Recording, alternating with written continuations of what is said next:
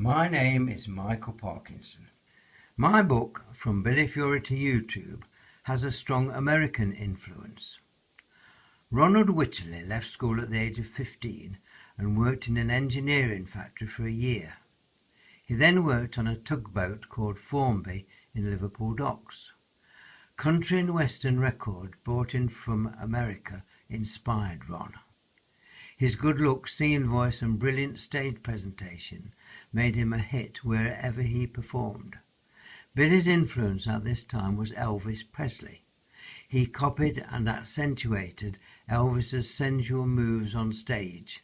In fact, he was banned in Dublin because his act was considered too risque. In the 1960s, Billy had more top 20 UK hits than anyone except the Beatles, Cliff Richard and Elvis Presley. He and his fans were disappointed that he never reached number one. In May 1961, Billy recorded a cover version of American songwriter Tony Orlando's Halfway to Paradise. This was an immediate hit and got to number 3 in the charts, followed by Jealousy in September 1961. This got to number 2, giving him his highest ever UK singles chart placing. Impresario Larry Parnes had decided that Ronald Wycherley was no name for a rock star.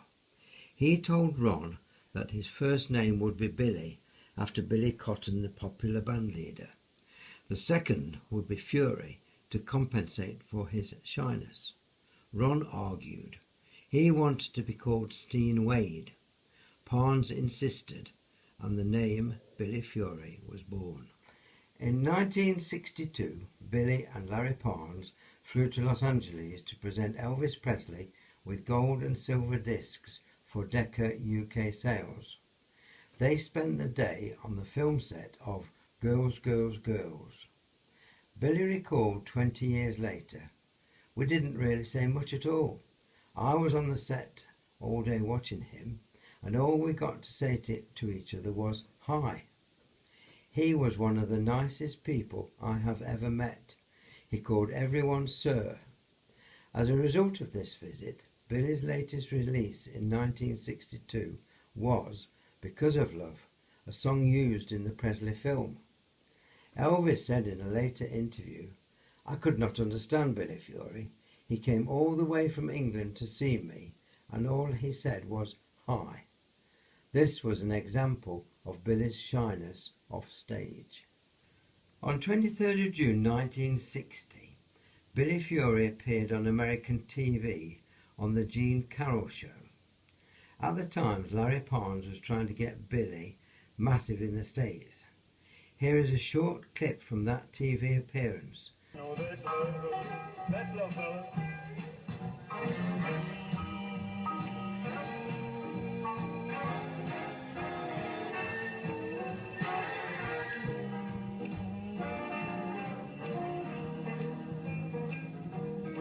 Well, that's love. That's love. My love for you.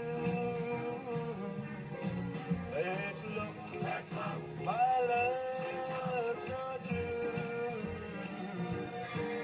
Someday,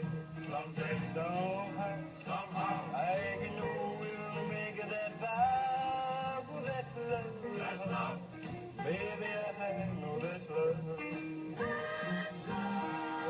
That's love. That's love.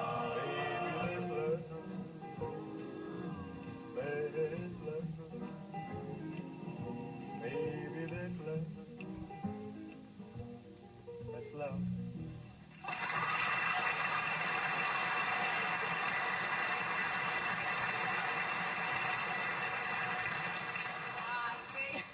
I'm just pulling your leg. I knew you were Billy Fury all the time. All right, I'll take one of those for my daughter. And I'll take you for me. The full video is on YouTube with the title Billy Fury on the Jean Carroll Show. I found an interesting story that may have happened around 1966. Mark Kozlowski wrote, "My friend Mike Manges who lived in Akron, Ohio, USA, is a Billy Fury fan, despite being American. He loves 1950s rock and roll, and he met numerous Brits who share similar interests. They introduced him to Billy Fury's work, and he loves it.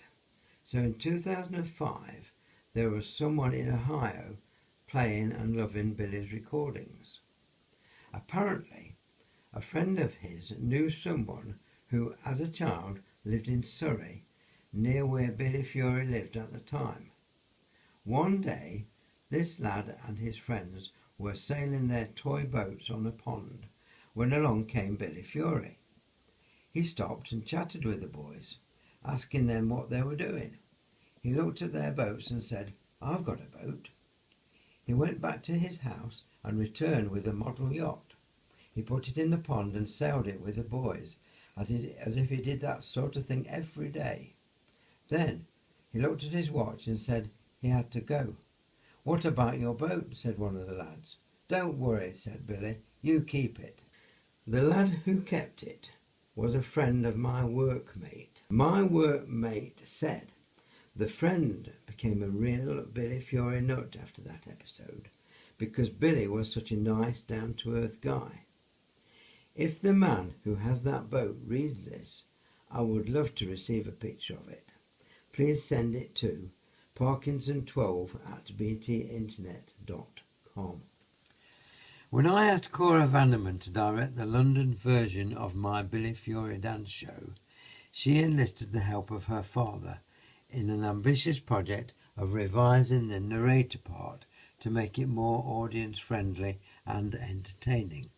The first scene illustrates how young Ronald Wycherley was influenced by music brought in by American workers, and I was intrigued as to how John, her father, appeared to know so much about the American influence.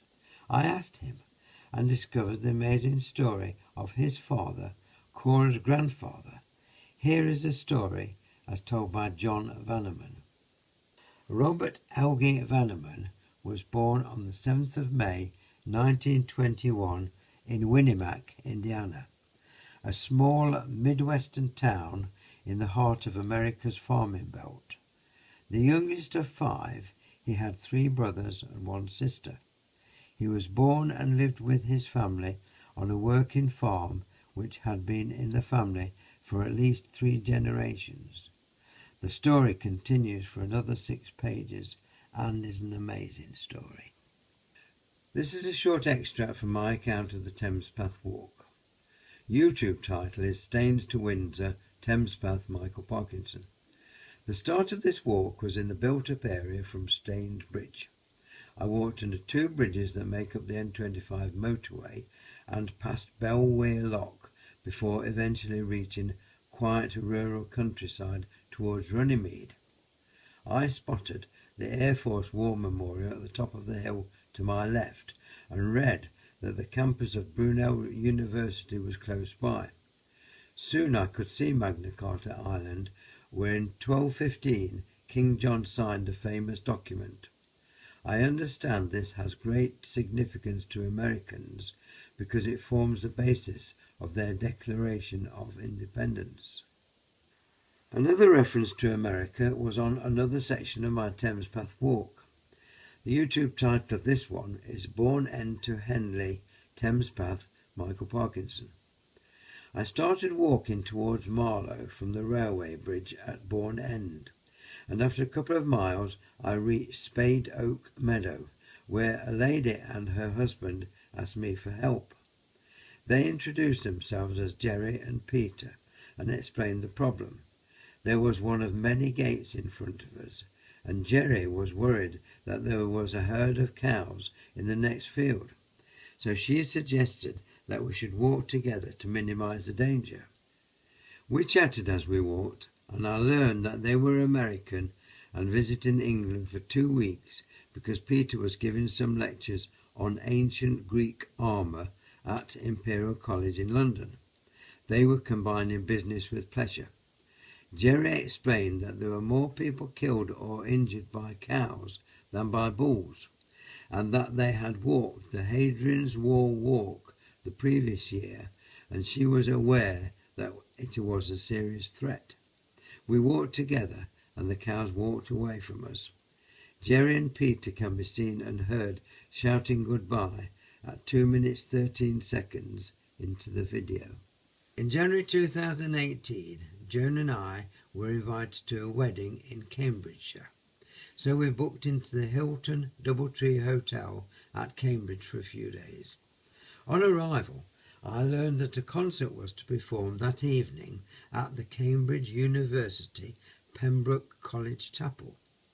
The Drake Chamber Choir from Drake University, Des Moines, Ohio, USA, were to be the performers. It was described as an inspiring and uplifting program of classical music, including works by Canadian, English, and American composers. I found that Pembroke Chapel was just around the corner, and that the choir was staying in the same hotel that we were staying in. On arrival at the chapel, I asked permission to video, with a view to load into YouTube, and my request was granted with enthusiasm. The conductor, Amy Beckman Collier, invited me to position myself in the choir stalls next to the choir. The lighting was almost non-existent, so I knew the visual quality would be poor. They performed, and Amy spoke some informative introductions. After the concert, many of the singers spoke to me. They were all extremely friendly and were keen to know where they could see the videos that I had taken. I gave them details of my channel, and we agreed it was a beneficial part of YouTube.